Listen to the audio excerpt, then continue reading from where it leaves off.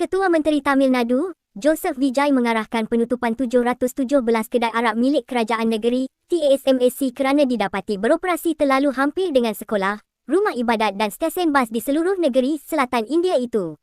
Kesemua premis perniagaan itu dikenal pasti berada dalam lingkungan 500 meter dari kawasan awam dan lokasi sensitif yang sering menjadi tumpuan orang ramai. Menurut kerajaan negeri, semua premis yang terlibat diarahkan menghentikan operasi dalam tempoh 2 minggu.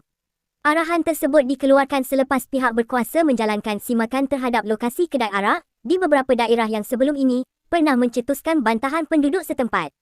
Kerajaan Tamil Nadu menyatakan langkah tegas itu diambil bagi mengurangkan pendedahan masyarakat terhadap alkohol, terutamanya dalam kalangan pelajar dan golongan muda.